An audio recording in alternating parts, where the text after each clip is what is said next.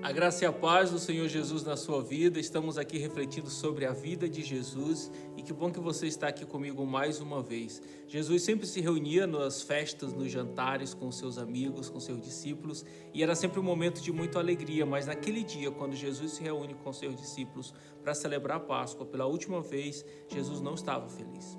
Jesus estava com o rosto atribulado. Jesus estava pensativo. Jesus diz as seguintes palavras: tenho desejado comer com vocês esta Páscoa antes do meu sofrimento. Jesus sabia do que estava para acontecer. Então Jesus tomou o pão e, tendo dado graça, partiu e entregou aos seus discípulos. Isto é o meu corpo oferecido por vós. Fazei isso em memória de mim.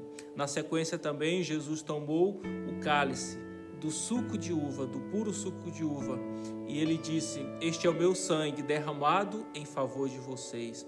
Todas as vezes que vocês comerem do fruto e beberem do suco e comerem do pão, vocês anunciam a minha morte até que eu retorne do céu. O pão e o vinho, eles representam o corpo e o sangue de Jesus. Assim como o pão foi partido e o vinho foi tomado, o corpo de Jesus foi partido e o sangue foi derramado por nós. Comemos o pão e bebemos o vinho, demonstrando que cremos de fato em Jesus, mostrando que nos arrependemos, que aceitamos o sacrifício de Jesus por nós. Por isso celebramos a Páscoa, por isso celebramos a ceia nas nossas igrejas. O partir do pão, no diálogo de Cristo com os seus discípulos, revelou em algum momento o traidor. E quando o traidor se auto-identifica-se, os discípulos não percebem, mas ele, constrangido diante do Salvador, ele se afasta. Impressionante que logo após ele se afastar, Jesus e os discípulos voltam novamente a ficar felizes, a celebrar aquele momento estranhamente. E aí, algo especial acontece. Jesus faz uma oração. E a oração que Jesus faz está incluído você, está incluído a mim, está incluído todas as pessoas. No coração de Jesus já estava a sua vida e a minha vida. Olha as palavras de Jesus na oração que está no livro de João, capítulo 17. É a oração linda, mas eu vou ler apenas o versículo 20. Diz assim: não oro apenas por estes, mas também por aqueles que vierem a crer em mim, a fim de que todos sejam um. Jesus ora por todas as pessoas que um dia iriam crer no seu sacrifício. Então Jesus orou pela minha vida porque eu creio. Jesus orou pela sua vida porque você crê. Você acredita de fato?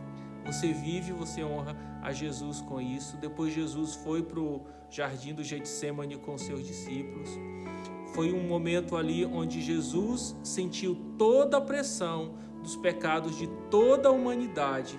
E Jesus declarou ali na entrada do jardim: a minha alma está profundamente triste até a morte. Sabe, quando a gente lê isso, parece poético, soa poético essas palavras. Minha alma está profundamente triste até a morte. Mas é as palavras do sentimento de alguém que está sentindo todo o peso do pecado de toda a humanidade nas suas costas. Então Jesus deixa os seus discípulos ali na entrada do jardim, mas leva consigo Pedro, Tiago e João mais para dentro do horto do jardim para orar. Isso nos ensina que nós devemos ter amigos mais próximos de nós, para que nos momentos onde a gente estiver atribulado, sentindo pressão da vida, com as nossas dificuldades, que a gente precisa de um amigo para desabafar, para caminhar com a gente naquele momento que às vezes a gente está passando também pelo vale da sombra da morte.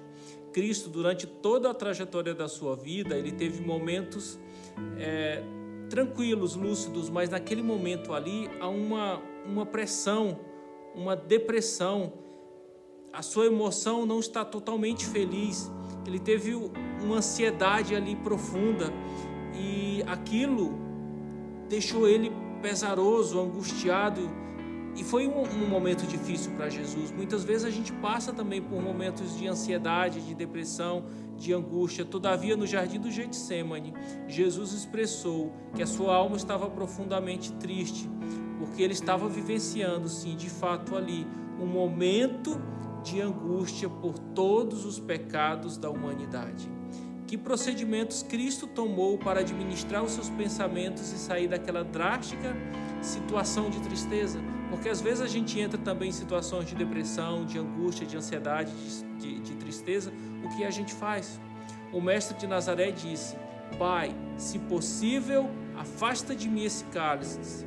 Contudo, não seja como eu quero, e sim como tu queres. Jesus aceitou a sua dor. Jesus aceitou a cruz que ele tinha que carregar e ele caminhou esse caminho frio, esse caminho com lucidez, com liberdade, com resignação, com honestidade. Ele pegou a sua cruz, carregou, sofreu o que tinha que sofrer e venceu por cada um de nós. Você pode até pensar que a batalha Jesus ganhou lá na cruz, no Gólgota. Não, a batalha não foi ganhada lá no Gólgota. A batalha foi ganhada ali no jardim, onde ele entregou o seu espírito a Deus, onde ele entregou a sua vontade ao seu Pai, e ele mais uma vez confirmou com lucidez, com tranquilidade, com segurança, mesmo diante de toda a pressão que ele sentia. Sabe, a gente passa por angústia, por tristeza, por depressão. Às vezes as coisas não estão dando certo pra gente, às vezes a gente perde o emprego, às vezes os planos que a gente fez todos não estão indo como a gente fez e a gente fica angustiado. Mas a gente precisa entender que Jesus está ao nosso lado.